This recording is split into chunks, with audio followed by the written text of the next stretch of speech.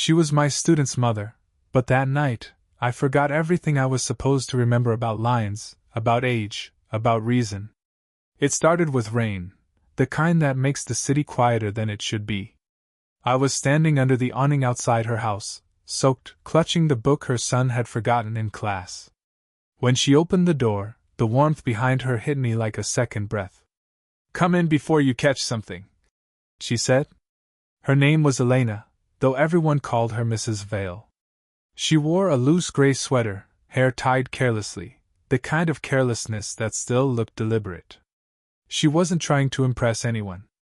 That might have been why I couldn't look away. Inside, the air smelled faintly of jasmine and paper. A lamp cast amber light across her living room, softening everything it touched, the framed photos, the half-read novel on the couch, her. "You didn't have to bring this yourself," she said, glancing at the book. "You could have left it at school." "I was passing by," I lied. She gave a small smile, not disbelief exactly, more like recognition. The kind that says I know what you're not saying. For a while, it was just the two of us, and the sound of rain tracing patterns against the window. She poured tea, offered a cup, her fingers brushing mine just long enough for me to forget what to do with my other hand. "So, you're still studying literature?" she asked. "Trying to," I said. "Some days it feels like the words come easier than people." That earned the softest laugh, the kind that lives in the throat before it escapes. She sat opposite me, legs crossed, eyes occasionally flicking up as though she was measuring how far she could go without being impolite. There was a quiet rhythm to everything, her stirring sugar, the clock ticking faintly, the heat from the tea fogging the air between us. "Your son's lucky," I said before realizing how it sounded. "To have someone who cares enough to ask about his work." She tilted her head. "You think that's rare? I think most people stop paying attention after a while." Her eyes lingered then, deep brown, unreadable, and too kind for how close she was sitting. "You notice things," she said, almost under her breath. "I try to," I murmured. She smiled again, but didn't look away this time. The silence stretched, not awkward but fragile, like one word could break whatever fragile balance we'd stumbled into. I wanted to look anywhere else, the clock, the cup, the rain, but her presence filled every inch of the room. When she reached for the teapot again, her sleeve brushed my wrist. I didn't move. Neither did she. "More?" she asked, her voice barely above a whisper. I nodded, though I couldn't have said why. She poured slowly, deliberately, eyes still on mine, not in invitation, not in defiance, but something quieter. Recognition, maybe? Or memory. The doorbell rang. The sound cut through the room like a blade, sudden, too loud, impossibly timed. She blinked, setting the teapot down with care. "I should get that," she said, standing too quickly. Her sweater shifted as she moved, the scent of jasmine trailing after her. I sat there, fingers still wrapped around the cup she'd handed me, pulse too loud for the silence that followed. From the hallway, I heard the door open. A voice, male, familiar. Her son's. And for the first time, I understood what it meant to want something you shouldn't even think about.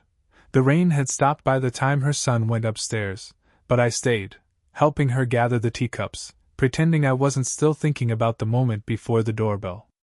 Elena moved around the kitchen with quiet precision, sleeves rolled up, the gold band on her ring finger catching the light. It was an old habit, she'd once said, she still wore it out of reflex. Her husband had left years ago. Not for someone else, but because silence between them had grown heavier than love could carry. I shouldn't have known that much about her life. But she told me, once, after class, said it with a half smile, as if confessing something that didn't matter anymore. I nodded, pretending to understand what it meant to wake up next to someone who'd already left. "Your classes must be exhausting," she said now, rinsing the cups. "You look tired." "Long week," I said. "Deadlines. Or maybe you think too much." Her tone was light, but it landed somewhere deeper. She turned off the tap and looked at me, the kind of look that doesn't ask a question but still expects an answer. "I guess I do," I said. She dried her hands, and for a moment, the distance between us was only a few slow breaths. I noticed the faint scent of her lotion, vanilla and rain. It shouldn't have mattered, but it did. She reached past me for a dish towel, her shoulder brushing against my arm. It wasn't much, barely contact at all, but it felt deliberate, or maybe just unguarded. "You should go before it starts raining again," she said softly. I nodded but didn't move.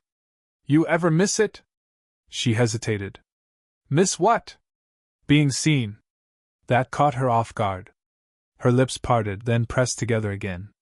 "Sometimes," she admitted, voice barely audible.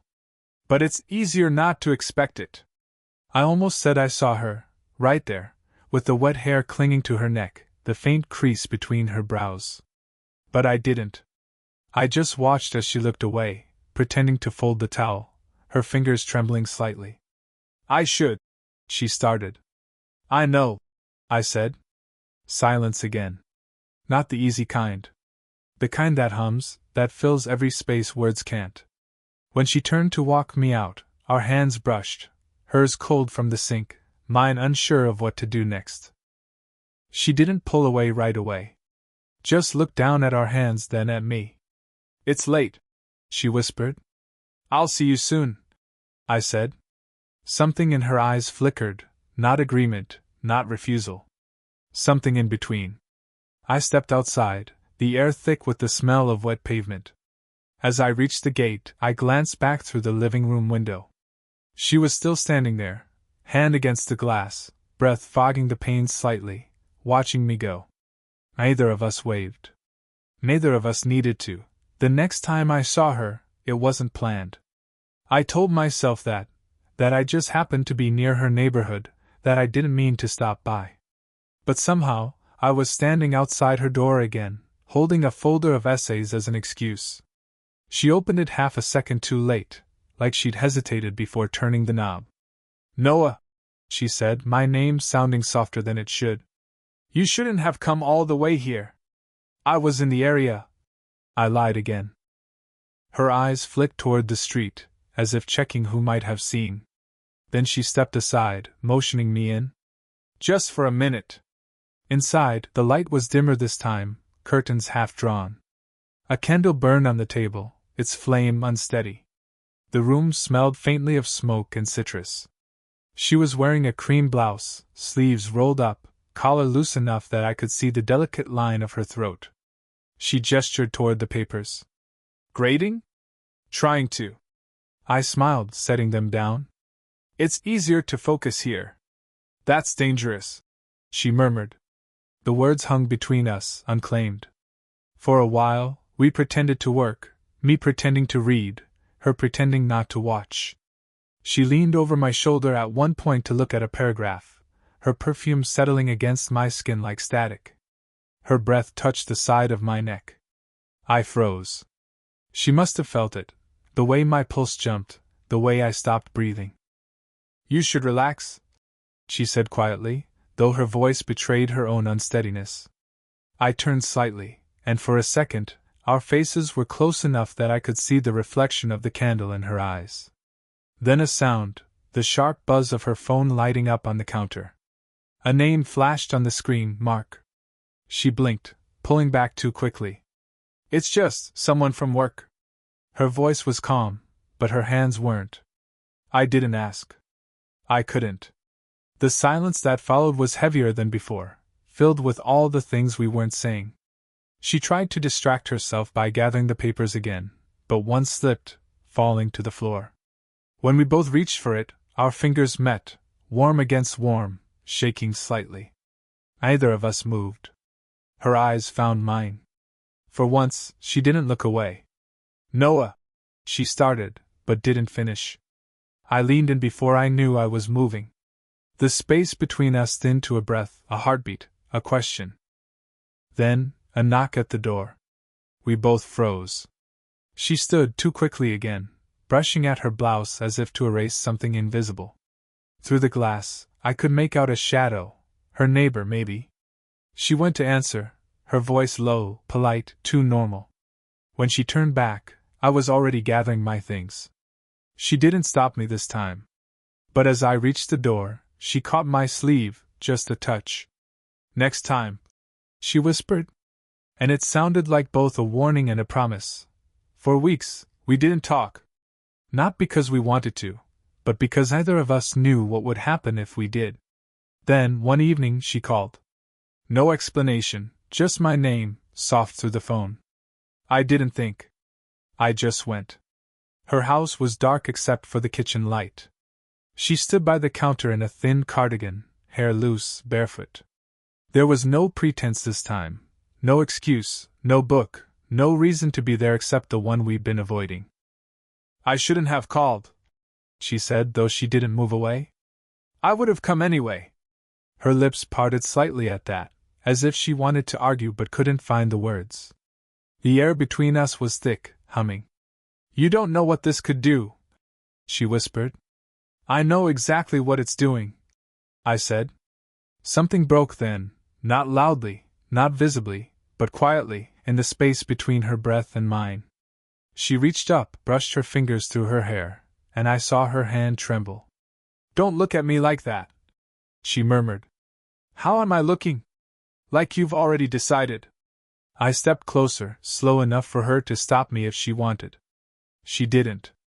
My hand found the edge of the counter behind her, trapping us both in the narrow space between marble and heartbeat. Her pulse was visible at her throat. I could feel the heat radiating off her skin, smell the faint sweetness of wine and jasmine. "I can't keep pretending," I said. She turned her face toward me, close enough that my breath stirred the strands of hair at her temple. "Pretending what?" "That I don't think about you," I said. "Every time I try not to, I end up here."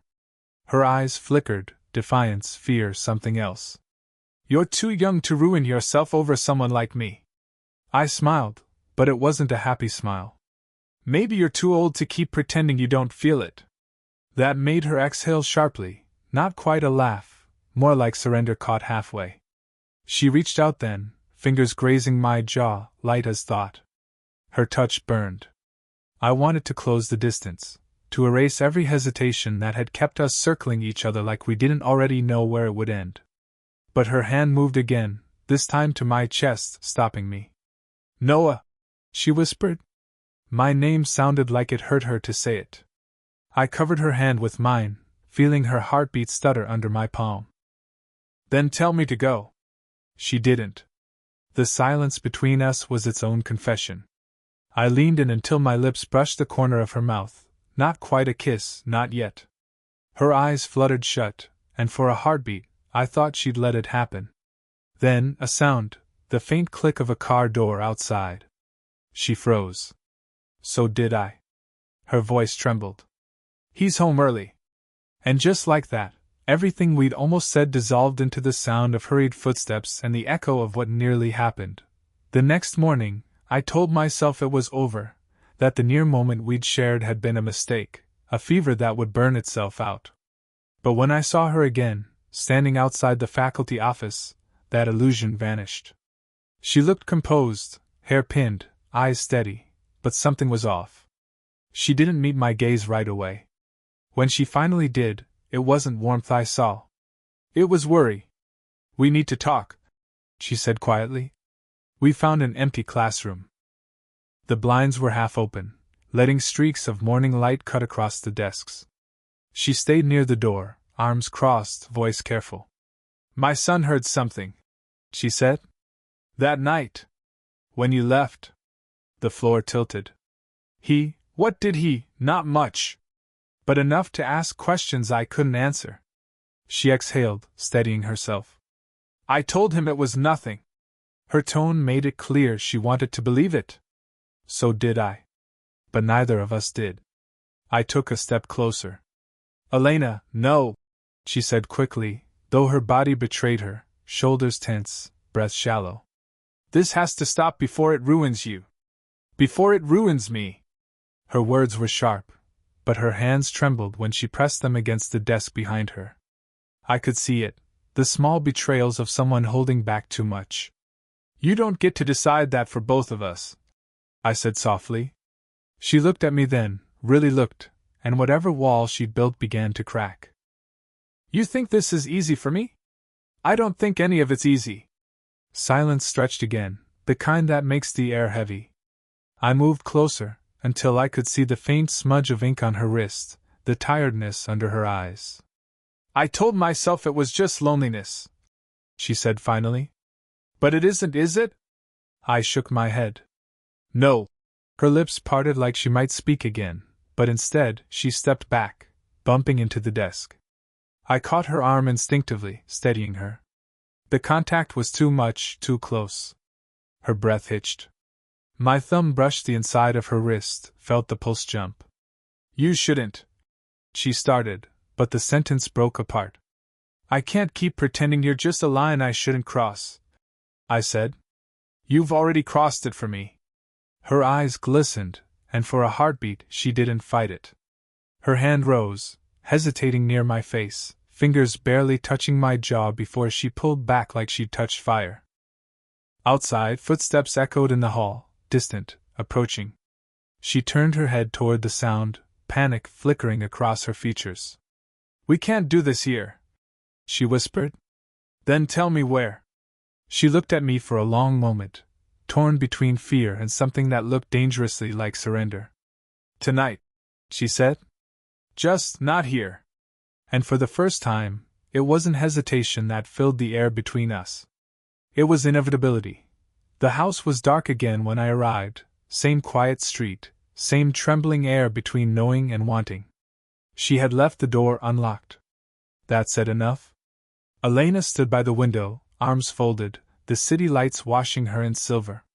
She turned when I entered, her expression unreadable. "You came," she said softly. "You asked me to." For a moment neither of us moved. The silence wasn't awkward anymore, it was loaded, electric. Every unspoken word from the weeks before seemed to echo in that small room. She exhaled, looking down. "I told myself I wouldn't." "Wouldn't what?" "Let you in again." Her voice cracked slightly. "But I keep doing it." I took a step closer, and she didn't back away this time. "Then stop pretending it's just a mistake." Her eyes lifted to mine, tired, honest, afraid. "You think it's that simple?" "No," I said. "That's why I'm still here."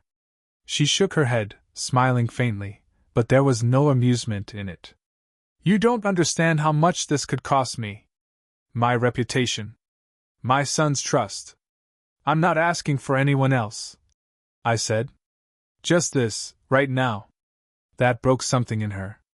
The wall between us dissolved. She stepped forward, close enough that the fabric of her cardigan brushed my chest. Her hands trembled when she lifted them, not in fear, but in surrender, and rested them against my shoulders.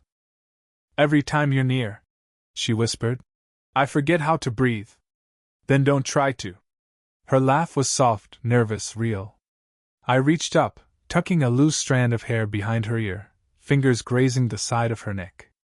Her skin was warm beneath my touch, her breath caught, and she leaned into it, eyes closing for a second too long. The distance between us was gone now, only breath and heartbeat and hesitation left. I could feel the tremor in her chest, the question she wouldn't ask. "Tell me this isn't wrong," she said. "I can't," I whispered. "But it feels like the only thing that's ever been right." Her forehead pressed against mine. For a moment, we didn't speak. The world outside could have ended, and I wouldn't have noticed.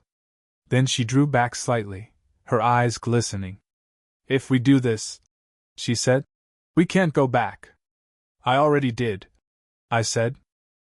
"The moment I saw you."